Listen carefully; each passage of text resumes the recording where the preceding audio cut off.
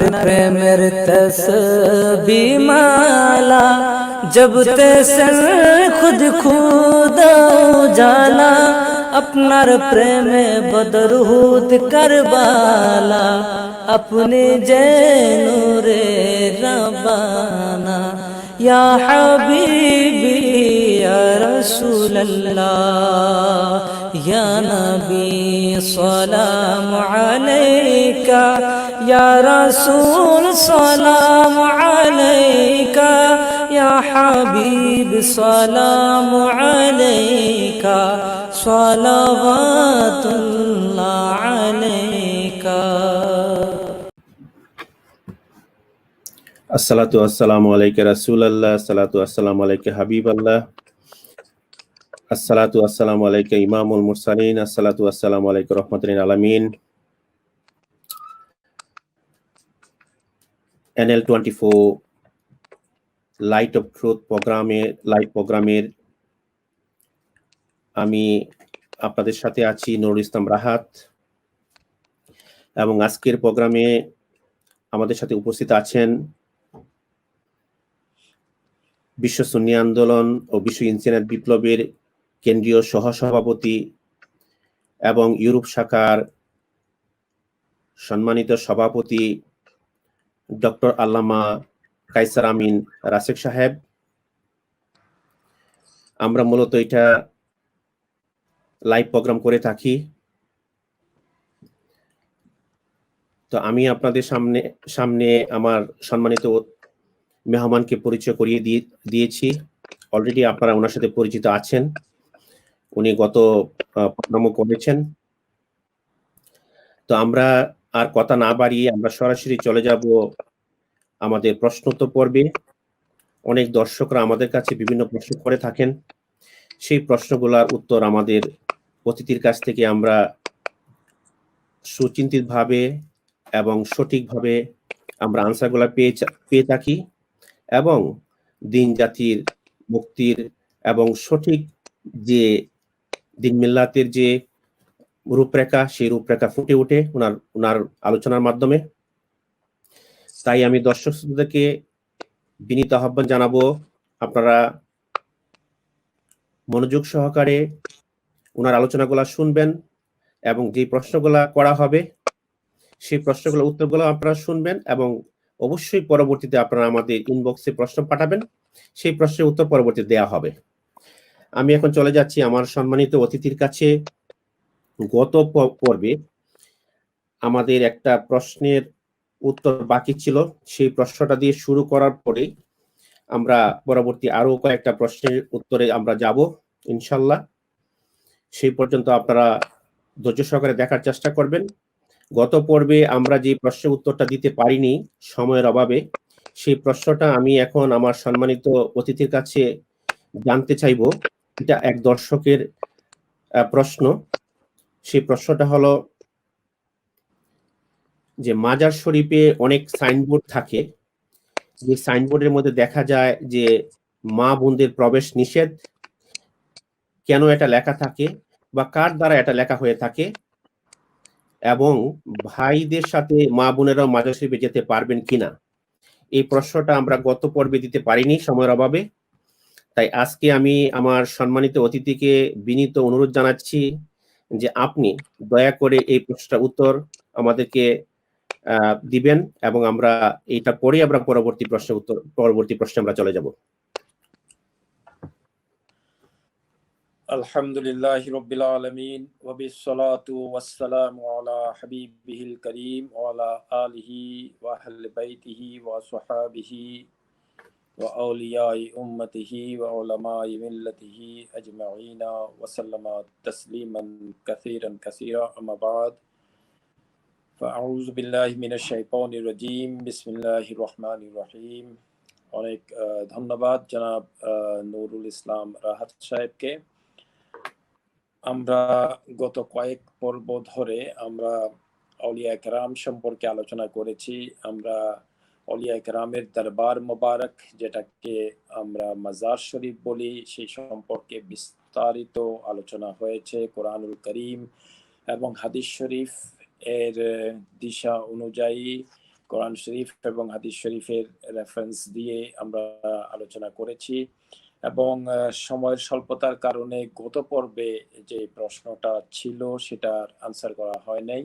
সে প্রশ্নটা ছিল যে মা বোনরা কি মাজার শরীফে যেতে পারবেন কিনা। আর অনেক মাজার শরীফে সাইনবোর্ড ঝুলিয়ে দেওয়া হয় যে মা বোনদের প্রবেশ নিষেধ, তো ভাইদের সাথে মা বোনরা যেতে পারবেন কিনা। আমার আলোচনা যারা গত 2 পর্বে যারা শুনেছেন তারা তাদের সেই আলোচনা ধারাবাহিকতায় আমি এই আনসারটাকে বেশি বিস্তৃত করব না। সর্বপ্রথম আমি বলতে চাই যে মা বোন এরা মা বোন যারা তারাও তো ইমানদার, এবং ইমানদারদের জন্য যে শর্ত, যে কেউ সেটা মা হোক, বোন হোক, ভাই হোক, বাবা হোক, যেই হোক, যিনি দিন গ্রহণ করবেন, যিনি ঈমান আনবেন, ঈমান আনার পরে সকলেই কিন্তু ঈমানদার হন। একজন মা ছোট ঈমানদার, একজন বোন ছোট ঈমানদার, একজন বাবা বড় ঈমানদার, এরকম কিন্তু কোনো শর্ত নয়। এই জন্যই কুরআনুল কারীমের মধ্যে আল্লাহ পাক রব্বুল আলামিন ইরশাদ করেছেন যে তোমরা পুরুষ হোক, অর্থাৎ পুরুষ হোক বা মহিলা হোক, তোমরা যদি ভালো নেক আমল করো মুমিন হওয়ার পর, শর্তটা কি? মুমিন হওয়ার পরে, তখন আল্লাহ তাআলা তোমাদেরকে তার উত্তম আজর দান করবেন। তাহলে বোঝা গেল যে মুমিন হওয়ার পরে তোমরা, আল্লাহ তাআলা একদম সুন্দরভাবে ঘোষণাটা দিয়েছেন যে তোমরা পুরুষ হও বা মহিলা হও, তোমরা যেই ভালো কাজ করবে আল্লাহ তাআলা তাকে উত্তম ফল দান করবেন। এখন ইমানদার যদি মা হন, বাবা হন, ভাই হন, বোন হন, তাহলে আমরা প্রথমে তাদেরকে ইমানদার হিসাবে স্বীকৃতি দেব, আমরা ইমানদার হিসাবে বুঝবো। একজন ইমানদার, যেমন যদি আমরা ইমান আনি তাহলে নামাজ 5 ওয়াক্ত আমার উপর ফরজ, এবং দিনের যে 5টা রুকন, সর্বপ্রথম ইমান, তারপরে নামাজ, রোজা, হজ, যাকাত। ক্ষেত্র বিশেষে যে কিছুটা পার্থক্য সেটা তো থাকবেই, যেহেতু পুরুষ এবং মহিলার মধ্যে। কিন্তু দেখা যায় যে হজ যদি ফরজ হয় একজন মা, তাকেও হজ করতে হবে। যাকাত যদি ফরজ হয় একজন মা বা বোন, তাকেও যাকাত দিতে হবে সমপরিমাণ। পুরুষ হলে বেশি এবং মা বোন হলে কম, তা নয় কিন্তু। তাহলে দেখা যাচ্ছে যে দিনের যে মূল আকীদাগত বিষয় এবং মূল বিষয় যেগুলা, সেগুলাতে মা বোনদের কে আলাদা করা হয় নাই। এবং সেই জন্য আউলিয়া কেরাম, আল্লাহ রাসূলের যারা বন্ধু, ঠিক তেমনি ভাবে আল্লাহ রাসূলের যারা বন্ধু, তারা না কেবল ভাইদের জন্য, না কেবল বোনদের জন্য, তারা সবার জন্য এবং সমস্ত ইমানদারদের জন্য। কাজেই যদি এই পয়েন্টটা আমাদের বুঝে আসে, তখন এটা বুঝা অত্যন্ত সহজ হয়ে যায় যে বুজুর্গানে দ্বীনের দরবারে মুকদ্দাসাতে, ওনাদের মাজার শরীফে যদি একজন ভাই যেতে পারে ইমানদার হিসাবে, তাহলে একজন বোন অবশ্যই যেতে পারে, এখানে কোনো বাধা থাকার কথা নয়। এবং শালীনতা বজায় রেখে সেখানে বোনরাও যেতে পারে আল্লাহর ওয়ালির দরবারে চাইতে পারে, কারণ একজন ভাইয়ের যদি চাহিদা থাকে, চাওয়া থাকে, একজন বোনেরও চাওয়া আছে, এবং সেও সরাসরি আল্লাহ তাআলার ওয়ালির দরবারে যাবে এবং যেতে পারে। যেভাবে প্রিয়তম নূর নবী সাল্লাল্লাহু আলাইহি ওয়াসাল্লামের রওজা মুবারাকে ভাই বোন নির্বিশেষে সবাই যেতে পারে, ঠিক যেভাবে হজের জন্য সবাই যেতে পারে। একটা নির্ধারিত যে শালীনতা আছে সেটা বজায় রেখে সবাই যাবে, এবং সবাই তার আল্লাহ ওয়ালির দরবারে গিয়ে তার আশা আকাঙ্ক্ষা এবং তার ওনাকে ওয়াসিলা করে দোয়া অবশ্যই চাবে। যদি সেখানে না যায়, তাহলে দিনের রিয়েল শিক্ষার যে কেন্দ্র সে পৃথিবীতে, সেটা হচ্ছে একটা হচ্ছে আল্লাহ তাআলার ওয়ালির দরবার, এবং আল্লাহ তাআলার ওয়ালির দরবারে যদি কেউ না যায়, তাহলে সে রিয়েল শিক্ষা থেকে বঞ্চিত থাকবে। কাজেই মা হোক, বোন হোক, ভাই হোক, বাবা হোক, সর্বপ্রথম আমরা ইমানদার হিসাবে তাদেরকে চিহ্নিত করতে হবে। আর এই যে সূত্রটা আমরা পাই, কোথা থেকে আসলো সেটা যদি একটু খুঁজে দেখি, কারণ আপনার প্রশ্নের মধ্যে সেটাও ছিল যে এটা কোত্থেকে আসলো। এটা আসলেই মাজার শরীফ থেকে আমাদেরকে দূরে যদি রাখা যায়, তাহলে দিনের রিয়েল শিক্ষা এবং আল্লাহর রাসূলের যে প্রকৃত প্রেমের নূর যেটা আমাদের কলবে আসে, সেটা মাজার শরীফে যিনি আল্লাহর বন্ধু, রাসূলের বন্ধু, ওনার দরবারে যাওয়ার পরে সেখান থেকে আমাদের কলবে আসে এবং ওনাদের সান্নিধ্য, যেহেতু কোরআনুল কারীমের মধ্যে বলা হয়েছে যে আল্লাহর ওয়ালিদের সান্নিধ্য অর্জন করো, ওনাদের সাথে তোমরা থাকো। তো আল্লাহর ওয়ালিদের সান্নিধ্য যদি না থাকে এবং ওনাদের কি শিক্ষা, ওনারা কি শিক্ষা দিয়েছেন এবং কিভাবে দিনকে রক্ষা করেছেন এবং দিনের কে রক্ষা করার জন্য যে সমস্ত শিক্ষা ওনারা দান করেছেন, সেই শিক্ষাগুলো আজকে সমাজের ভিতরে না থাকার কারণে আজকে আমরা মাজার শরীফকে নিয়ে বেয়াদবি করি, বেহুরমতি করি। এবং কিছু চক্র আছে যারা চায় যে মাজার শরীফে যদি মা বোনরা না যায় তাহলে তাদেরকে আমরা ঘরে আবদ্ধ রেখে আমার মতো করে তাদেরকে শাসন করে চালিয়ে যাব। দিনের শিক্ষা কেমন ছিল?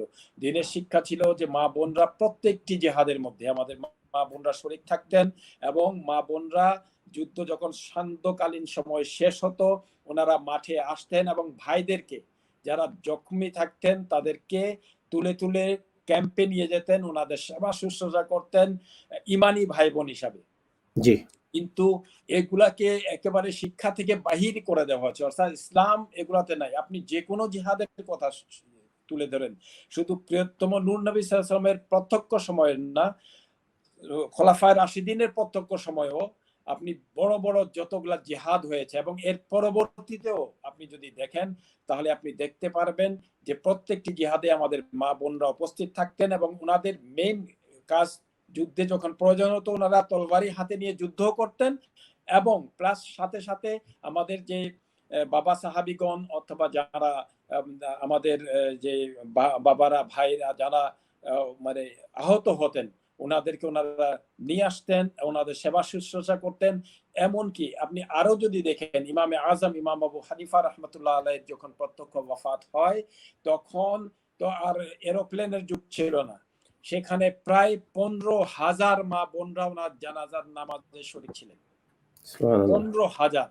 তাহলে মাজার শরীফে যাওয়া বন্ধ, এটা মাজার শরীফে যাওয়া বন্ধ কিন্তু স্কুলে যাইতে পারে মারা। মৌলানা সাহেবগণ ওয়াজ নসিহত করতে চলে যান, এখন স্কুলে ওনার বাচ্চাদেরকে নিবে কে? ওনার ওয়াইফ স্কুলে নিয়ে যেতে হয়।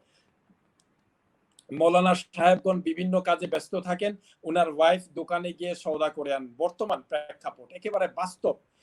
তো যদি বাজার করাটা জায়েজ হয়, স্কুলে গিয়ে বাচ্চা কালেকশন জায়েজ হয়, ডাক্তারের কাছে গিয়ে বাচ্চাদেরকে দেখানো জায়েজ হয়, পার্কে বাচ্চাদেরকে নিয়ে যাওয়া জায়েজ হয় এবং যে সমস্ত মৌলানা সাহেবগণ এই সমস্ত ফতোয়াগুলা দেন, ওনারা দেখি যে যখন ওনারা, আমি নিজেও দেখেছি যে ওনারা তাবিজ এবং দোয়া তাবিজ যখন করেন তো পর স্ত্রীকে সামনে রেখে তার কাছ থেকে মানে নিজের স্ত্রীকে বোরখা আড়াল করে একেবারে চোখ হাত কান নাক মুখ সব ঢেকে তারপরে অন্য স্ত্রীকে সামনে রেখে ওর থেকে শুনেন যে ওর কি অসুবিধা না অসুবিধা, সেখানে কি পর্দা যায় না? রাইট। হ্যাঁ, এবং এই যে সমাজে এগুলা চলছে, তাহলে আপদ বিপদ কোথায় আসতেছে?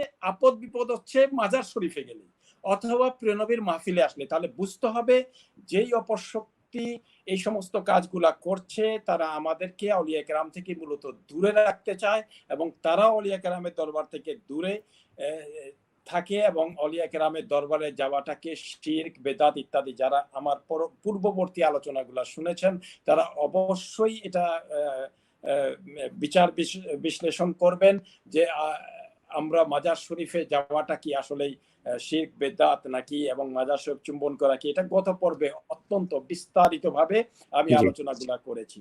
সুতরাং মাজার শরীফে অবশ্যই মা বোনরা যাবেন, কবরস্থানে অবশ্যই মা বোনরা যাবেন, তার পিতা মাতা ইত্যাদির জন্য দোয়া করবেন, যেহেতু শালীনতার দরকার, শালীনতা বজায় রেখে ওনারা সেখানে যাবেন এবং কবরস্থানে যাওয়াটা অবশ্যই ইমানদারদের উচিত, কারণ সেখানে গেলে মনের অনুভূতি পরিবর্তিত হয়।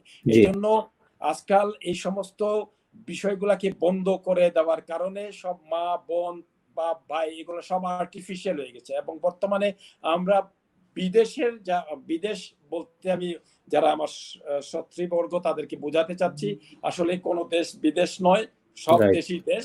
আমরা যারা বাংলাদেশ থেকে বাহিরে অবস্থান করছি শব্দটাকে এইভাবে তুলে ধরি যে শিক্ষাটা সৈয়দ ইমাম হায়াত আলাইহির রাহমা আমাদেরকে দিয়েছেন, যাকে পেয়ে আজকে আমরা ইমানের মূল যে শিক্ষা এবং দীক্ষা এবং চেতনা এটার সাথে যুক্ত হতে পেরেছি এবং নিজেকে যুক্ত রাখতে পেরেছি এবং একজন সুন্নি হিসাবে, রিয়েল মুসলিম হিসাবে নিজেকে দাবি করার যে সুযোগ আমরা পেয়েছি, সেটা সৈয়দ ইমাম হায়াত আলাইহির রহমাত সেই শিক্ষা থেকে আমরা এই দাবিটা মানে ইয়ে করেছি, সে পেয়েছি যে আসলেই আপনি একটু খেয়াল করেন যে মা বোনরা এবং আমরা যারা দেশের বাহিরে আছি, আমাদের এখানে কবরস্থান আমরা ঠিকভাবে দেখতে পাই না এবং যার কারণে আমরা যাই না। আর দেশে যদি থাকি অনেক সময় মা বোনরা চলে যান, অনেক সময় লেখা থাকে গরু ছাগল ও মা বোনরা ও মহিলা, গরু ছাগল ও মহিলা। মা বোন তো বলা আল্লাহ পাক রহম করেন, কেন মহিলা বলি, মা বোন বলতে পারি না আমরা? তাহলে তো বদনজর শেষ হয়, বদ নিয়ত শেষ হয়ে যায়। আমরা যদি বলি মা বোন তাহলে তো একটা খেয়াল আসে। আমরা দেখি অবশ্যই চাকরি যদি নিতে হয়, কোনো ম্যাডাম যদি চেয়ারে থাকেন, ম্যাডামকে আপা, খালা, আম্মা, খালামণি, চাচা, চাচি, যা ইচ্ছা তা ডাকে আমরা সেখানে উপস্থিত হতে পারি। হেড টিচার যদি একজন ম্যাডাম হন, সেখানে আমরা যত ওয়ার্ড পারি সম্বোধন করতে পারি। তো আমি নিজেই দেখেছি যে কবরস্থানের সামনে একটা বোর্ড, সাইনবোর্ড লাগানো আছে, গরু ছাগল ও মহিলা কবরস্থানে প্রবেশ নিষেধ। আমি বিবেকবান মানুষকে জিজ্ঞাসা করতে চাই যে গরু ছাগল আর মহিলা অর্থাৎ মা বোন, ওনারা কি এক কাতারে পড়ে গেছেন? মা বোন কি গরু ছাগল নাকি?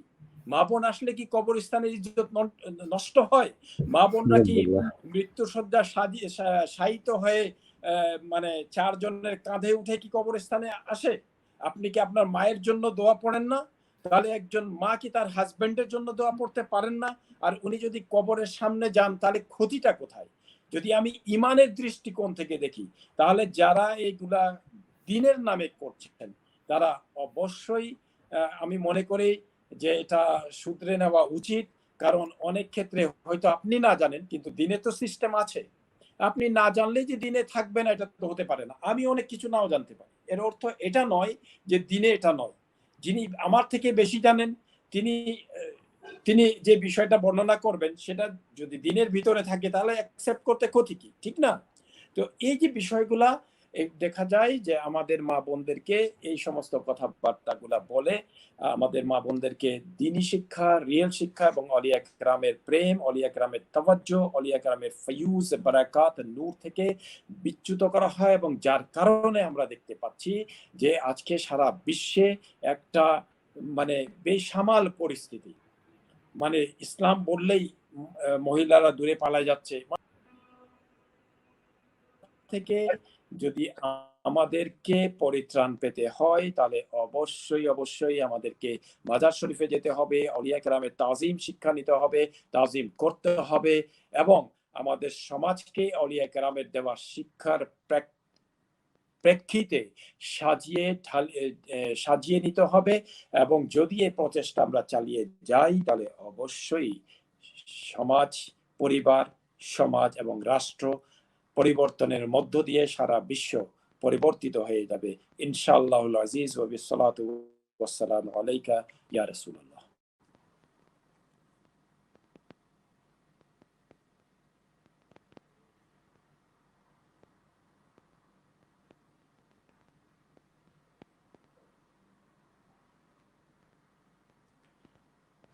এখন কাজেই এটার প্রেক্ষাপটে যে বিষয়টা আমাদেরকে খেয়াল রাখতে হবে যে আমরা অবশ্যই আমাদের মা বোনদের বিভিন্ন বড় বড় মসজিদে মা বোনদের নামাজ পড়ার জায়গা করা হয়েছে। এক সময় এটাকে বন্ধ করে দেওয়া হয়েছিল, আবার এক সময় যাদের বুঝ এসেছে ওনারা রেখেছেন। কারণ নামাজ যদি বা জামাত পড়া হয়, মসজিদে এসে পড়া হয়, অবশ্যই সেটা মা বোনদের জন্য ভালো। হ্যাঁ, তাদের প্রবেশ পথ আলাদা থাকবে, তাদের নামাজ পড়ার জায়গা আলাদা থাকবে, ওনারা নামাজ পড়বেন, সরাসরি খুতবা শুনবেন, সরাসরি স্পিচ শুনবেন। যদি রিয়েল দিনের শিক্ষাটা ওনারা শুনতে পারেন এবং জানতে পারেন তাহলে অবশ্যই সমাজ পরিবর্তিত হয়ে যাবে। আর সমাজকে যদি পরিবর্তিত করতে হয় তাহলে অবশ্যই মা বোনদেরকে এগিয়ে আসতে হবে। কারণ একজন সন্তান সর্বপ্রথম যে শিক্ষাটা পায়, যে আদর্শটা পায়, সেটা আমাদের মানে ঘরের মায়ের কাছ থেকে পায়। কারণ বাবা কাজে কর্মে জীবিকা নির্বাহের জন্য প্রায় সময় বাইরে থাকেন, সন্তানের সবচেয়ে প্রথম এবং নিকটবর্তী এবং নিকটতম বন্ধু যিনি এবং যিনি প্রথম শিক্ষক তিনি হচ্ছেন মা। যদি মায়ের আদর্শ যদি সুন্দর হয়, মা যদি সুন্নি হন, মা যদি প্রিয়নবীর প্রেমিক হন, মা যদি আহলে বাইতে রাসূল সাল্লাল্লাহু আলাইহি ওয়াসাল্লামের প্রেমিক হন, মা যদি আউলিয়া কেরামের প্রেমিক হন, তাহলে সন্তান সন্ততি ছোটবেলা থেকেই সেভাবেই গড়ে উঠবে। আর যদি মায়ের ভিতরে সেই শিক্ষাটা না থাকে, মাকে যদি রিয়েল শিক্ষা থেকে বঞ্চিত করে দেওয়া হয়, তাহলে আমাদের পরিবার সহ সবকিছু ধ্বংস হয়ে যাবে এবং যার ফলাফল আজকে আমরা দেখতে পাচ্ছি। জি, ধন্যবাদ। ধন্যবাদ, অনেক ধন্যবাদ সম্মানিত অতিথিকে। অত্যন্ত সুন্দরভাবে আলোচনা করেছেন যে আসলে এখানে দেখা যাচ্ছে যদি মা বোনদেরকে যদি মাজার শরীফে যাওয়াকে কেউ নিষেধ করে, তো সেখানে আসলে কালেমার অঙ্গীকারকে নিষেধ করা হয়। কারণ কালেমা শরীফ পড়েই আমরা সবাই মা বোন, মা বাবা, ভাই বোন অর্থাৎ সমস্ত মানুষ আমরা যদি দাবি করি, তাহলে সেই অঙ্গীকারই প্রকাশ পায়। আর সেখানে যদি সেটা কেউ করে থাকে, তো সেটা কালেমার অঙ্গীকারকেই অস্বীকার করা হয়। অত্যন্ত ধন্যবাদ আপনাকে, অনেক মোবারকবাদ সুন্দরভাবে আলোচনা করার জন্য সম্মানিত অতিথি। তো আমরা আবার এখন চলে যাচ্ছি আমাদের দ্বিতীয় প্রশ্নে। দর্শকদের কাছ থেকে আমরা আরেকটি প্রশ্ন পেয়েছি, সেই প্রশ্নের উত্তরে আমরা যাব। সেই প্রশ্নটা হলো যে ঈমান কি? সকল ইবাদত কবুল হওয়ার পূর্বশর্ত যদি ঈমান হয়, তাহলে কি কি কারণে ঈমানে ব্যত্যয় ঘটে? সম্মানিত অতিথিকে এই ব্যাপারে সুস্পষ্টভাবে সুন্দরভাবে আলোচনা করার জন্য বিনীত অনুরোধ জানাচ্ছি। আলহামদুলিল্লাহি ওয়া বিসসালাতু ওয়াসসালামু আলা হাবিবিহিল কারীম ওয়া আলা আলিহি ওয়া আহলি বাইতিহি ওয়া সাহবিহি আজমাইন ওয়া সাল্লামা তাসলিমান কাসীরা। এটা আমরা সবাই জানি। সহজভাবে এটার উত্তরটা আমি করে দিচ্ছি যে আমরা সবাই জানি যে ঈমান যদি না থাকে তাহলে আর কোনো আমলের প্রয়োজনই হয় না। তাহলে প্রথম আমাদেরকে ঈমান আনতে হয়। আর ঈমান আনার যে শর্তটা সেটা হচ্ছে যে আল্লাহ পাক রব্বুল আলামিনকে প্রিয়নবী যেভাবে বলেছেন সেভাবে বিশ্বাস করতে হবে। আর প্রিয়নবীকে আল্লাহ পাক রব্বুল আলামিন যেভাবে বিশ্বাস করতে বলেছেন সেভাবে বিশ্বাস করতে হবে, নিজের মন মতো করে নয় এবং বস্তুবাদী চেতনা ভিত্তিক নয়, বস্তুবাদী দৃষ্টিকোণ থেকে নয়। আল্লাহ পাক প্রিয়নবীকে যেভাবে মানতে বলেছেন ঠিক সেইভাবে প্রিয়নবীকে মানতে হবে। প্রিয়নবীর সম্মানে যদি কেউ গুস্তাখি করে বা প্রিয়নবীর আপনদের সম্মানে কেউ যদি গুস্তাখি করে, তাহলে সেই ব্যক্তি আর ইমানদার থাকে না। আর ইমানদার যদি না হয় তাহলে তার কোনো আমলের প্রয়োজন হয় না।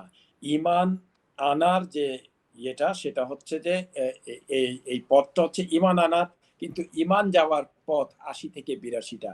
যে কোনো কারণেই যদি ঈমান যেই কারণে আমি ঈমানদার দাবি করি সেই কারণের যদি এক চুল পরিমাণও এদিক সেদিক হয় তাহলে তার ঈমান চলে যাবে। অর্থাৎ এখানে অনেকে প্রশ্ন করতে পারেন তাহলে তো অলিয়া কেরামকে না মানলে, তো অলিয়া কেরামকে যদি না মানেন, না মানার কারণ হচ্ছে ওয়ালি আল্লাহ মানে আল্লাহ আল্লাহ রাসূলের বন্ধু। তো আল্লাহ আল্লাহ রাসূলের যদি বন্ধু না মানেন তাহলে আপনি তো রাসূলকেই মানলেন না। রাইট। যিনি রাসূলের বন্ধু তাকে ধরেই তো রাসূল পর্যন্ত যেতে হবে। জি। তো যদি কেউ সাহাবা কেরামকে না মানে তাহলে সেই ব্যক্তি প্রিয়নবীকে মানলো না, মূলত একই কথা। মানে অস্বীকারের অনেক পথ হতে পারে। কেউ যদি আমাকে অস্বীকার করতে চায় তাহলে সে আমার ভিতরে যে কোনো একটা সাইট বের করে বলে দিলেই হয় যে উনি এত ভালো মানুষ, উনি কিন্তু মাঝে মধ্যে একটু চুরি টুরি করেন, তাহলে এটা এক কথায় আমার সমস্ত ভালো দিকটাকে ধূলিসাৎ করে দেওয়া হলো। ঠিক তেমনি ভাবে অলিয়া কেরামকে যদি কেউ না মানে সে মূলত সাহাবা কেরামকে মানলো না, আর সাহাবা কেরামকে না মানলে প্রিয়নবীকে মানা হলো না। কাজেই যদি কেউ বলে যে কেবল আমি আল্লাহ তাআলাকে মানি, প্রিয়নবীকে মানি, আর কারো আমার দরকার নাই, তাহলে বোঝা যাবে যে সে ব্যক্তি মানে সে ব্যক্তির ঈমান চলে গেল এবং সে ব্যক্তির ঈমানের মূল থেকে বিচ্ছিন্ন হয়ে গেল এবং সে পথভ্রষ্টতার দিকে চলে গেল। কারণ প্রিয়নবী নিজেই বলেছেন তাফতারিকু উম্মতি আলা সালাসিন ওয়া সাবঈনা ফিরকাতান কুল্লুহুম ফিন্নার ইল্লা মিল্লাতি ওয়াহিদা। সাহাবায়ে কেরাম যখন জিজ্ঞাসা করলেন যে ইয়া রাসূলুল্লাহ সাল্লাল্লাহু আলাইহি ওয়াসাল্লাম তারা কে, তখন প্রিয়নবী বললেন মা আনা আলাইহি ওয়া আসহাবি, তারাই যারা আমাকে এবং আমার সাহাবা কেরামকে আনুগত্যের সাথে নীতিগত দিক থেকে মান্যত করবে, ফলো করবে, অনুসরণ করবে, তারাই হচ্ছে সঠিক পথের অনুসারী। তো আউলিয়া কেরামদের সম্পর্কে আমি কোরআনুল কারীম থেকে বলেছি, তো যারা, কারণ আউলিয়া কেরামের বিরোধিতা যারা করে আল্লাহ পাক রব্বুল আলামিন তাদেরকে নিজের সাথে যুদ্ধের ঘোষণা দিয়েছেন, যা তাদেরকে বলো যে আমার সাথে যুদ্ধ করতে, আমি তাদেরকে মানে যুদ্ধের চ্যালেঞ্জ দিচ্ছি। তো যদি কেউ আউলিয়া কেরামকে না মানে তাহলে সে ব্যক্তির ঈমান থাকবে না। যদি কেউ হারামকে হালাল মনে করে তারও ঈমান থাকবে না। যদি কেউ মানে যে সমস্ত কাজগুলা নিষিদ্ধ আছে সেগুলাকে যদি সে হালাল মনে করে তারও ঈমান থাকবে না। প্রিয় নবীর শানে রিসালাতে যদি কেউ চুল পরিমাণও বেয়াদবি করে সে ব্যক্তিরও ঈমান থাকবে না। এবং শানে রিসালাতকে প্রশ্নাতীত ভাবে, শানে রিসালাত বুঝার ক্ষমতা আমাদের কারো নেই। আল্লাহ তাআলা শানে রিসালাতকে ভালো জানেন আর রাসূল আল্লাহ তাআলাকেই ভালো জানেন। সুতরাং যদি শানে রিসালাতে কেউ যদি বেয়াদবি করে তাহলে সেই ব্যক্তির ঈমান থাকবে না।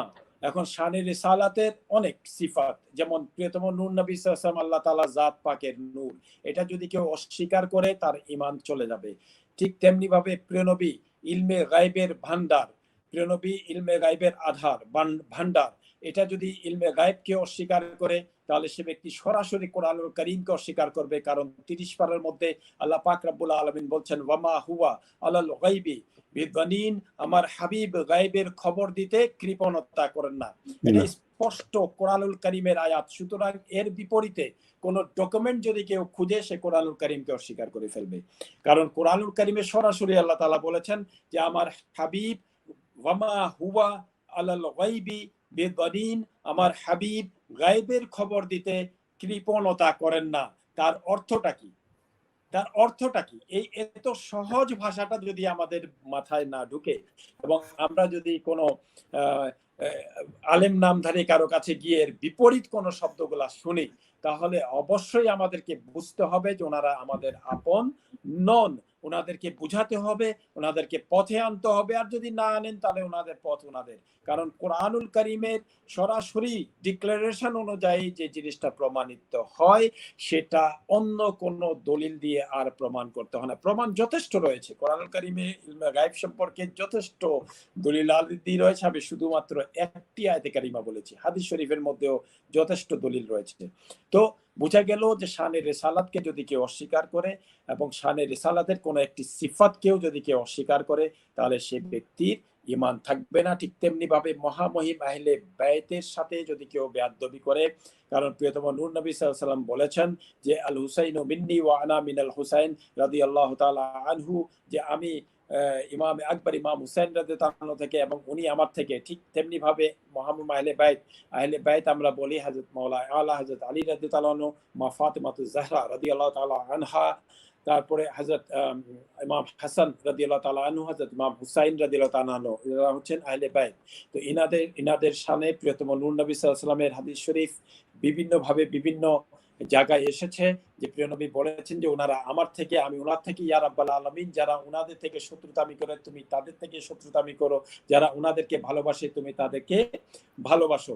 তো আবার মহামান্য খোলাফায়ে রাশিদিন সম্পর্কে যদি কেউ কটাক্ষ করে বা মন্দ আকীদা পছন্দ করে সেও পথভ্রষ্টতার দিকে থাকবে। উম্মাহাতুল মুমিনিন, আমাদের পাক মা মুমিনদের যারা মা, ওনাদের শানে যদি কেউ বেয়াদবি করে বা কোনো কটাক্ষ করে সে যেই হোক না কেন তারও সেও পথভ্রষ্টতার উপর থাকবে। এবং মকবুল সাহাবা কেরাম এর শানে যদি কেউ বেয়াদবি করে সেও সঠিক পথে থাকবে না। ঠিক আইম্মায়ে মুজতাহিদিন এবং জামে আউলিয়ায়ে কেরামের যে জামাত, ওনাদের শানে যদি কেউ বেয়াদবি করে তাহলে সে ব্যক্তিও সঠিক পথের উপর থাকবে না। সবাইকে এই চেনটা মেনটেন করে সঠিক পথের উপরে আসার আহ্বান জানাচ্ছি। আমরা কোনো ফতোয়াবাজি করছি না, রিয়েল পথগুলাকে তুলে ধরছি। যে এই পথগুলাতে না থাকলে, যেমন আপনি যাবেন ঢাকা বা সিলেট, আপনি যদি একটা ট্রেনে উঠেন আর ট্রেন যদি চিটাগং অভিমুখী হয়, আপনি যতই দোয়া দরুদ পড়েন আর যাই করেন না কেন, ট্রেন কোনোদিন আপনাকে সিলেট নিয়ে পৌঁছাবে না। কাজেই আপনাকে সঠিক গন্তব্যে ওঠার জন্য সঠিক যান নির্বাচিত করতে হবে এবং সঠিক ডিরেকশনের পথে আগাইতে হবে। আল্লাহ পাক রব্বুল আলামিন আমাদের সবাইকে সে তৌফিক দান করুন। অনেক ধন্যবাদ সম্মানিত অতিথিকে এই বিষয়ে সুস্পষ্ট আলোচনা করার জন্য। আশা করি আমাদের দর্শক শ্রোতা সবাই বুঝতে পেরেছেন ইমানের পূর্ব শর্ত সেটা অবশ্যই জানতে হবে। ইমান কি সে বিষয়ে আমাদের সম্মানিত অতিথি বিস্তারিত আলোচনা করেছেন। এই আলোচনা থেকে অবশ্যই আপনারা বুঝতে পারবেন, কারণ সমস্ত ইবাদতের মূল শর্ত হলো ইমান। ইমান ছাড়া কিছুই একটা মুমিনের জীবনে হতে পারে না। মুমিন মানে ইমানদার হতে হবে এবং প্রত্যেক ব্যক্তিকে ইমানি কাফেলায় আসতে হবে। হ্যাঁ, এখন আমরা চলে যাব দর্শকদের আরেকটা প্রশ্নের উত্তরে। সেই দর্শকদের আরেকটা প্রশ্নের মধ্যে আমরা চলে যাব।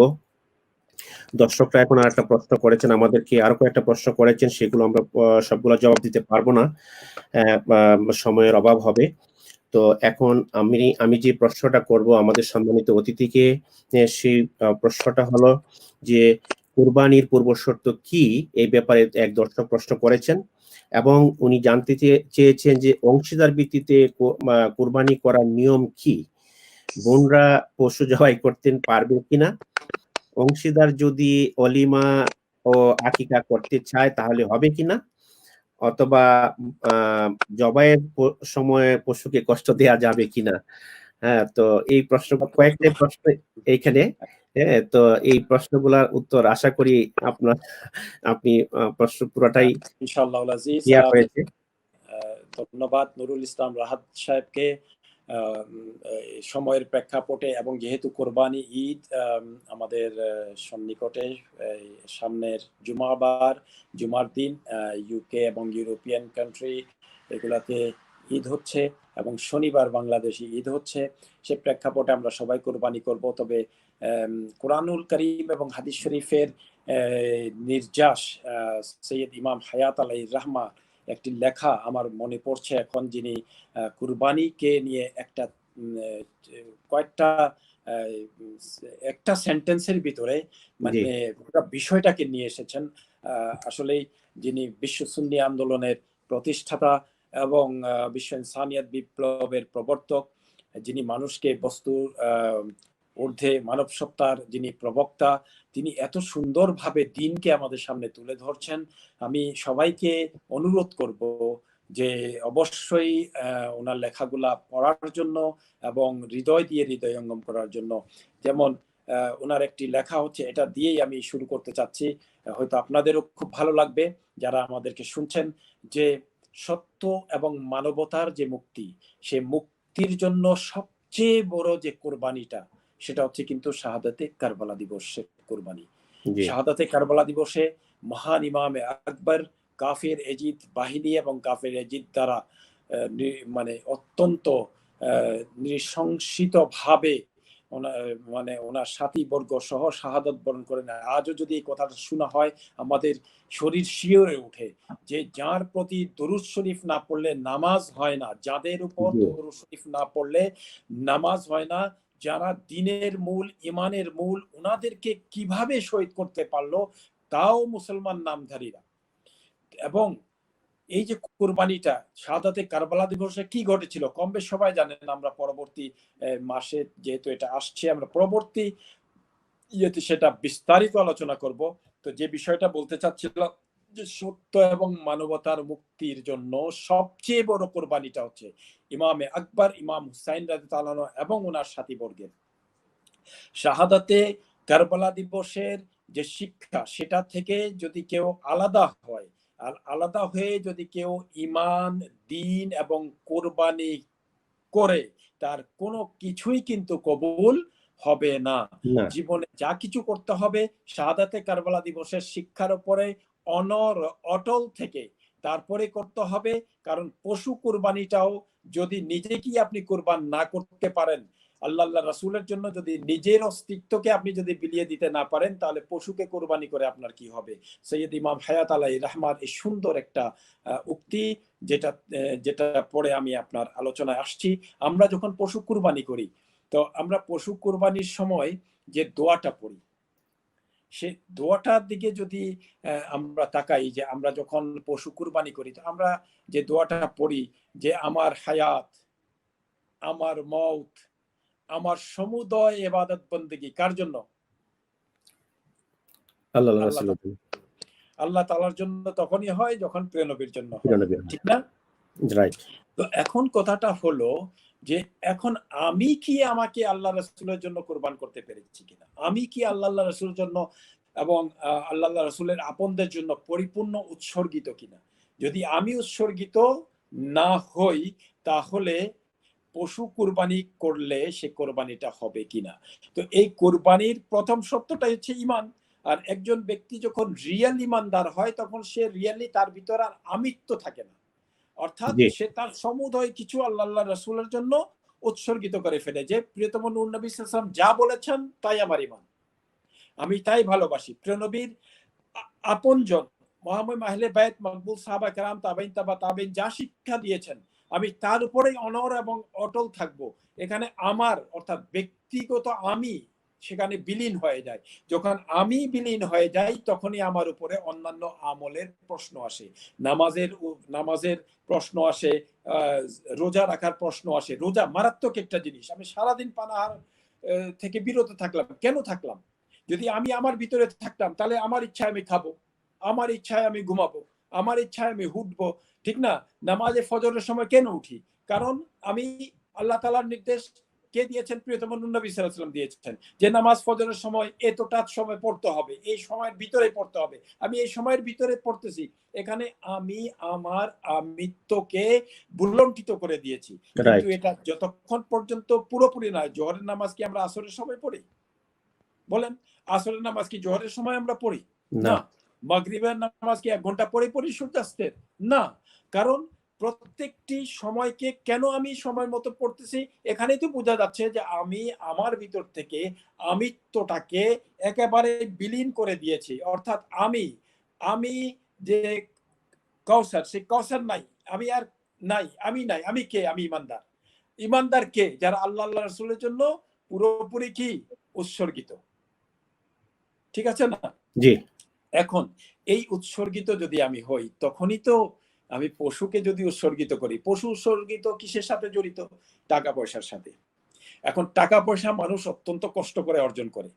এই টাকা পয়সা যদি কারণ আমাদের ঈমানদার যারা আমরা, তাদের আরেকটি শর্ত হলো যে তোমরা হালাল রুজি ইনকাম করবে। কি রুজি ইনকাম করতে হবে? হালাল রুজি। এবং প্রিয়তম নূর নবী সাল্লাল্লাহু আলাইহি ওয়াসাল্লাম এটাও বলেছেন, ব্যবসার মধ্যে রয়েছে রুজির 90 ভাগ, আর চাকরির মধ্যে রয়েছে 10 ভাগ। তাহলে এই হালাল রুজি, অর্থাৎ যেই রুজি আমি ইনকাম করব না কেন, সেটা হালাল হতে হবে।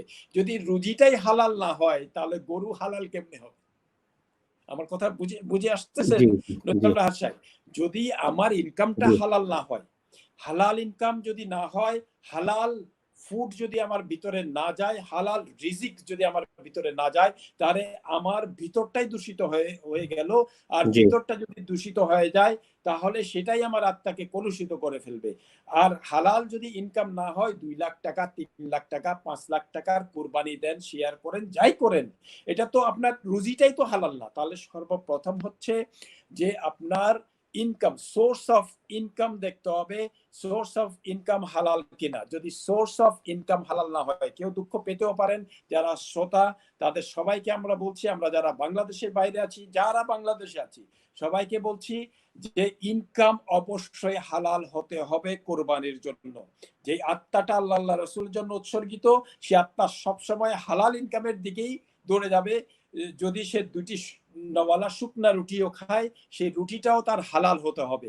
এখন আসুন, যদি হালাল টাকাটা নিসাব পরিমাণ হয়, অর্থাৎ যাদের উপরে যাকাত ফরজ হয়েছে, তো যাকাত ফরজ কাদের জন্য হয়? যারা অর্থাৎ 7.5 ভরি স্বর্ণ অথবা 52.5 তোলা রূপা রূপা। অথবা সেই পরিমাণ অর্থ সারা বছর যাদের কাছে থাকে। এগুলা বিস্তারিত আলোচনা পরবর্তী পর্বে আমরা করব। আমরা জাস্ট আপনার জি, যেহেতু উত্তর জিজ্ঞাসা করেছেন এবং কুরবানির সামনে, সেজন্য জি, আমি জি, খুবই সংক্ষেপে বলে যাচ্ছি। এটা হচ্ছে যে সমস্ত খরচ বাদ দিয়ে জাকাত আরো অনেক বিষয়কে নিয়ে হয়, যেগুলা বিস্তারিত পর্বে আমরা যাব। আমি জাস্ট যারা মোটামুটি আমরা যারা বুঝতে চাচ্ছি সে দর্শকদের জন্য আমি বলছি যে যখন এই নিসাব পরিমাণ টাকাটা 1 বছর আনটাচ অবস্থায় থাকে, 1 বছর আমার কাছে আছে, সেটার উপরে জাকাত হয়। কিন্তু কুরবানি কিভাবে ওয়াজিব, যেহেতু নিসাব কিন্তু সমান, কিন্তু কোরবানি 3 দিন হয়। এই 3 দিনের মধ্যে যদি কেউ কারো কাছে নিসাব পরিমাণ টাকা এসে যায়, তার উপর কোরবানি ওয়াজিব হয়ে যাবে। ক্লিয়ার হচ্ছে? পার্থক্যটা এখানে যে সারা বছর আমার কাছে টাকা নাই, কিন্তু কুরবানির সময়, কুরবানির এই 3 দিন, ঈদের 3 দিনের মধ্যে যদি আমার কাছে কুরবানির পরিমাণ অর্থাৎ নিসাব পরিমাণ টাকাটা জমা হয়, সেটা মা হন অথবা বাবা হন, ভাই হন অথবা বোন হন, তাদের কাছে যদি এই 3 দিনের মধ্যে নিসাব পরিমাণ টাকা হয়, তাদের জন্য কোরবানি ওয়াজিব হবে, তাদেরকে কোরবানি করতে হবে। সেটা আমার কথা বারবার আমি বলছি, রিপিট করছি, বর্তমানে সমাজে খুব সুন্দর অনেকগুলা চলতেছে, কারণ ওনারা জানতে চেষ্টা করেন না এবং জানেনও না। যদি মা সাহেবে নিসাব হন, বাবা সাহেবে নিসাব না হয়ে থাকেন, এরকম হতে পারে, তাহলে মায়ের উপর কোরবানি ফরজ হবে। যদি বাবা কোরবানি, এখন তো হয় একটা পরিবারে 10টা সদস্য, দেখা যায় যে 10 জনের মধ্যে 8 জনই সাহেবে নিসাব, কিন্তু কোরবানি করেন কেবল বাবা। এই ক্ষেত্রে কিন্তু অন্যান্য সবার গুনাহ হবে এবং কবিরা গুনাহ হবে, কারণ ওনাদের দ্বারা ওয়াজিব আদায় হচ্ছে না, যে কোরবানির ওয়াজিবটা ফরজটা সেটা আদায় হচ্ছে না। কারণ যদি বাবা মা এবং সহ তার 8টা সন্তান সবাই যদি সাহেবে নিসাব হয়, তাহলে বাবাকেও কোরবানি করতে হবে, মাকেও কোরবানি করতে হবে, ছেলেকেও করতে হবে, মেয়েকেও করতে হবে নিজের নিজের নামে। এখন প্রশ্ন হলো, যদি বাবা মার, আমার কোয়েশ্চেন গুলা পয়েন্ট টু পয়েন্ট বুঝে নিলে ভালো হবে, বাবা মা সাহেবে নিসাব নন, এখন ওনার একটা ছেলে একটা মেয়ে সাহেবে নিসাব, তখন ছেলে মেয়ে কি করে বাবা মায়ের নামে কুরবানি করে দাও? না, এটা হবে না। ছেলে মেয়েকে সর্বপ্রথম নিজের নাম আগে দিতে হবে। অর্থাৎ যদি একটা গরু নিয়ে আসে, তাহলে একটা গরুতে যে তার 7 জনের ভাগ থাকে, 8 জন হলে কিন্তু কোরবানি হবে না, 7 জনের ভাগ থাকে, তাহলে 1 ভাগ ভাই নিতে পারে, 1 ভাগ বোন নিতে পারে। ফার্স্টে যারা সাহেবে নিসাব, তারা কিন্তু কোরবানি আসবে। বাকি অংশগুলা পিতা মাতা, দাদা দাদি, নানা নানি যার নামে দিতে চায় তার নামে দিতে পারবে। কিন্তু তারা যদি গরু কিনে নিজের নাম না দিয়ে আব্বার নামে দিয়ে দিল, আম্মার নামে দিয়ে দিল, তাহলে সেটা ওদের জন্য ওটা হবে, কিন্তু ওই ছেলের কোরবানি আদায় হবে না এবং মেয়ের কোরবানি আদায় হবে না। এই গেল একটা মাসালা, এটা খুব মোটামুটি একটা মাসালা, এটা কিন্তু আমাদেরকে বুঝতে হবে। এটা আমরা অনেক সময় দেখি যে আমরা দেশে টাকা পাঠাই দিই যে তোমরা কোরবানি করে ফেলো, আবার একই পরিবারে অনেকেই থাকেন, দেখা যায় সাহেবে নিসাব থাকা সত্ত্বেও ওনারা কোরবানি করেন না। এই ক্ষেত্রে ওয়াজিব তর্ক হবে এবং ওনারা গুনাহগার হবেন। তো যেহেতু মূল শর্তগুলা কিন্তু আমি আগেই বলে ফেলেছি, ওগুলো হচ্ছে মূল শর্ত, এই মূল শর্তগুলা সামনে রেখেই আমাদেরকে এটা করতে হবে। কোরবানি যদি, যেহেতু একটা গরুতে 7 ভাগ থাকে, এখন ছেলের যদি আকিকা করতে হয়, তাহলে আমরা একটা ভাগ আকিকা দিয়ে দিতে পারি, এটাতে কোনো সমস্যা নেই। যেহেতু কুরবানি 7টা ভাগ, একটা তো আমি নিব। ছাগল যদি করতে হয়, ছাগলে একজনের একটা ভাগ। এখন হাজবেন্ডও সাহেবে নিসাব এবং ওয়াইফও সাহেবে নিসাব, যেটা ইউকে এবং বাইরের কান্ট্রিতে আমরা দেখতে পাই, আমরা উভয় সাহেবে নিসাব। আমাদেরকে 2টা কুরবানি করতে হবে, অর্থাৎ যদি গরু করি 2টা অংশ করতে হবে, ছাগল করলে 2টি ছাগল করতে হবে। আবার যদি ছেলেদের ইয়ে করতে চাই, তাহলে ছেলের জন্য 2টি ছাগল এবং আমাদের মেয়েদের জন্য একটা ছাগল করতে হয়। তো এই আকিকার জন্য তো এইগুলা কিন্তু আলাদা আলাদা, এটা আমাদেরকে মাথায় রাখতে হবে।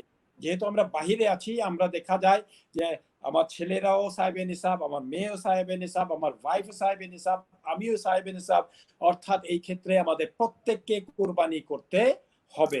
তবে সব কুরবানির মূল শর্ত হচ্ছে নিজেকে আগে কুরবান হতে হবে। আর যদি কোনো জায়গায় দেখা যাচ্ছে, যেমন এই দেশে তো আর কোরবানি আমরা কেমন হয় না হয় কেউ কিছু বলতে পারে না, তো আমি মনে করি যে সবচেয়ে ভালো যে কোরবানি করার জন্য যে প্রায়োরিটি, যে প্রথম শর্ত, সেটা হচ্ছে গরু নাদোষ হতে হবে, বা ছাগল দেন, দুম্বা দেন, উট দেন, যেটাই দেন, দেখতে সুন্দর হতে হবে। এমন অ্যাক্সিডেন্ট হয়ে গেল, নামানোর সময় অ্যাক্সিডেন্ট হয়ে গেছে, এমন অ্যাক্সিডেন্ট যে গরু হেঁটে কুরবানি যে জায়গায় দেওয়া হবে সেটা পর্যন্ত যেতে পারতেছে না, তখন যারা সাহেবে নিসাব তাদের উচিত হবে এই গরুটাকে রেখে দিয়ে আরেকটা গরু কুরবানি দিতে। কিন্তু কুরবানি দেওয়ার সময় যদি গরু অ্যাক্সিডেন্টে ওই যে অর্ধেক কাটলো, উঠে দৌড় দিল, হাত ভাঙে গেল, পা ভাঙে গেল, সেটাতে কোনো সমস্যা নেই, আপনারা কুরবানি দিতে পারবেন। কিন্তু একেবারে একেবারে পাতে একটু ব্যথা পাইছে, ল্যাংড়াচ্ছে, এটাতে কোনো অসুবিধা হবে না, যেহেতু গাড়ি থেকে নামানোর সময় জানোয়াররা অনেক সময় অনেক আচার আচরণ করতে পারে। শিং দিয়ে গুতাগুতি করার সময় শিং অল্প ভেঙে গেছে, তাও কুরবানি হবে। কিন্তু শিং যদি পুরাটা ভেঙে যায়, একেবারেই ভেঙে যায়, আয়েব হয়ে যায় সেটার ভিতরে, তাহলে উচিত হবে আরেকটা জানোয়ার এনে কুরবানি করা। কিন্তু যদি কেউ শখবশত এটা নিয়ে আসে, তারপর কোরবানি ওয়াজিব হয় নাই, তার গরুর শিং যদি ভেঙে যায়, তাহলে সে ব্যক্তি কোরবানি করলে তার কোরবানি হবে। কিন্তু সাহেবে নিসাব যদি এই ধরনের সিচুয়েশনে পড়েন, তাহলে তার কোরবানি হবে না। আর লোক দেখানো যেটা বর্তমানে চলে, যে অমুক ভাই 1 লাখের আনছে, আমরা 2 লাখের আনবো, এই সমস্ত কোনো কিছু রিয়া যদি ভিতরে ঢুকে যায়, রিয়া কিন্তু অত্যন্ত বড় গুনাহ। এটা থেকে আল্লাহ রসুল আমাদেরকে বাঁচতে বলেছেন। কোরআন শরীফেও রিয়া থেকে বাঁচতে বলা হয়েছে, হাদিস শরীফেও রিয়া থেকে বাঁচতে বলা হয়েছে। যদি রিয়া হয়ে যায়, রিয়া কিন্তু একেবারে শিরকের কাছাকাছি। কাজেই আমরা রিয়া থেকে বাঁচবো, লোক দেখানো ভাব থেকে বাঁচবো। আমরা কুরবানি করব আল্লাহ রসুলের জন্য। আর যদি আমি নিজে উৎসর্গিত হই আল্লাহ রসুলের জন্য, সাহাবায়ে কেরাম, আউলিয়া কেরামের জন্য, ওনাদের নির্দেশিত পথের উপরে অটল থাকি, তাহলে অবশ্যই আমরা কুরবানি গরুটা জবা বা ছাগল জবা করার সাথে সাথেই তাদের রক্ত বিন্দু মাটিতে পড়ার আগে আল্লাহ রাসূলের দরবারে কবুল হয়ে যায় এবং অফুরন্ত নেক তার আমলনামায় লেখা হয়। ওয়া আলাইনা ইল্লাল বালাগুল মুবিন। ধন্যবাদ আমাদের সম্মানিত আরেকটি কথা রয়ে গেল, যে বাংলাদেশের প্রেক্ষাপট, পাকিস্তান, ইন্ডিয়া ইত্যাদি। আপনার একটা কোশ্চেন ছিল যে মা বোনরা গরু জবা করতে পারবেন কিনা, বা যাক কুরবানি তো বড় জিনিস, কুরবানির বাহিরেও মা বোনরা কি কোনো মোরগ, হাঁস, মুরগি এগুলা জবা করতে পারবেন কিনা। 1 নাম্বার আনসার সহজে হচ্ছে অবশ্যই পারবেন, যেহেতু তারা ইমানদার। কুরবানির ক্ষেত্রে যে ইয়েটা হচ্ছে, সেক্ষেত্রে যদি এমন কোনো জায়গায় ওনারা থাকেন, কারণ কুরবানির জন্তু একটু বেশি থাকে, এবং সেক্ষেত্রে কোনো যদি পুরুষ সেখানে ওই পরিমাণ যোগ্যতা যে বিসমিল্লাহি আল্লাহু আকবার অন্তত পরে জবা করবে, এই ধরনের পুরুষের যদি অভাব থাকে, তাহলে অবশ্যই ওই মারা করতে পারবেন না। যদি পুরুষরা থাকেন, তাহলে কাজটা পুরুষকে দিয়ে করালেই উত্তম। এই হচ্ছে আজকে আপনার জানার জন্য যে প্রশ্ন, তার উত্তর আমি আশা করি আপনি পেয়েছেন। জি, ধন্যবাদ আপনাকে অত্যন্ত সুন্দর আলোচনা করার জন্য। তো আমরা অনুষ্ঠানের একবার শেষ পর্যায়ে চলে এসেছি এখন। তো আমি এখন বস্তুরুদ্দি মানবসত্তার প্রবক্তা, বিশ্ব সুন্নি আন্দোলন, বিশ্ব ইনসানিয়ত বিপ্লবের প্রবর্তক আল্লামা ইমাম হাত আলাইহি রহমার একটা বাণী দিয়ে আমি অনুষ্ঠান শেষ করার দিকে আমি যাব। সেটা হলো যে কুরবানি শিক্ষা এই যে সবকিছুর ঊর্ধ্বে দয়াময় আল্লাহ তাআলা ও প্রাণাদি প্রিয় নবী সাল্লাল্লাহু আলাইহি ওয়াসাল্লামের প্রেম ভিত্তিক জীবন না হলে ঈমানি জীবন হয় না। সৈয়দ আল্লামা ইমাম হায়াত, বিশ্ব সুন্নি আন্দোলন, বিশ্ব ইনসানিয়ত বিপ্লব। এবং আপনারা যারা যে প্রশ্নগুলো করেছিলেন এবং সেই প্রশ্নের আশা করি যথাযথ উত্তর পেয়েছেন, এবং আমরা NL 24 চ্যানেল থেকে আপনাদেরকে আবারও রিকোয়েস্ট করব, লাইট অফ ট্রুথ প্রোগ্রাম থেকে আপনাদের যদি আরো কোনো প্রশ্ন থাকে, সেই প্রশ্নগুলো আমাদের ইনবক্সে পাঠাবেন, এবং সেগুলো নিয়ে আমরা অবশ্যই আবার আগামী সপ্তাহে একই সময়ে আপনাদের সামনে উপস্থিত হব, এবং আমাদের সম্মানিত অতিথি আপনাদেরকে আশা করি সুন্দরভাবে উপস্থাপন করবেন প্রশ্নের উত্তর। এবং সবচেয়ে বড় কথা, এখন বর্তমান সময়টা এমন, আমি সম্মানিত অতিথিকে অনেক ধন্যবাদ জানাচ্ছি, এবং NL 24 প্রোগ্রাম থেকে আপনাকে অনেক অনেক ধন্যবাদ, এবং আপনার সুস্বাস্থ্য কামনা করে শেষ করার আগে একটা কথা বলে দিই, যে আমরা সবাই আজকে যদি গিয়ে আমার আলোচনাটাকে একটু স্মরণ করি, এবং যে দোয়াটা আমরা পড়ি, যে আমি বারবার বললাম যে ইন্না সালাতি ওয়া নুসুকি ওয়া মাহইয়ায়া ওয়া মামাতি লিল্লাহি রাব্বিল আলামিন, এই যে দোয়াটা আমরা পড়ি, যারা মাওলানা সাহেব কে দিয়ে জবা করায় বা যারা নিজেরা জবা করেন, তারা অবশ্যই দোয়াটা পড়েন, যারা পড়তে পারেন। তো ইন্না সালাতি ওয়া নুসুকি ওয়া মাহইয়ায়া ওয়া মামাতি লিল্লাহি রাব্বিল আলামিন, এটা বলেই তো আমরা শুরু করি কুরবানি। এই দোয়াটার বিপরীতে যদি আমাদের জীবন থাকে, তাহলে কিন্তু আমাদের এটা কিন্তু কোরআনুল কারীমের দোয়া, যেটা আমরা সবাই পড়ি, এবং কোরআন আমি আলোচনায় বলেছি অলরেডি, শুধু আমি স্মরণ করিয়ে দিতে চাচ্ছি যে এই দোয়াটা মর্মটা, যেটা আমি এতক্ষণ ধরে আলোচনা করেছি, যদি জি। আমি একটু আজকে শোয়ার আগে চিন্তা করি, তাহলে অবশ্যই আমাদের জীবনের প্রেক্ষাপটটা পরিবর্তন হয়ে যাবে। আর জি। আমরা যদি একজন ভাই বোন যদি পরিবর্তিত হই, সারা বিশ্ব অবশ্যই পরিবর্তিত হবে ইনশাআল্লাহ আজিজ। আপনাকে অনেক ধন্যবাদ। ওয়া মা তৌফিকি ইল্লা বিল্লাহ, আলাইহি তাওয়াক্কালতু ওয়া ইলাইহি উনীব, ওয়া মা আলাইনা ইল্লাল বালাগুল মুবিন। আসসালাতু ওয়াসসালামু আলাইকা ইয়া রাসূলুল্লাহ, আসসালাতু ওয়াসসালামু আলাইকা ইয়া হাবিবাল্লাহ, আসসালাতু ওয়াসসালামু আলাইকা ইয়া ইমামাল মুরসালিন, আসসালাতু ওয়াসসালামু আলাইকা ইয়া রাহমাতুল লিল আলামিন।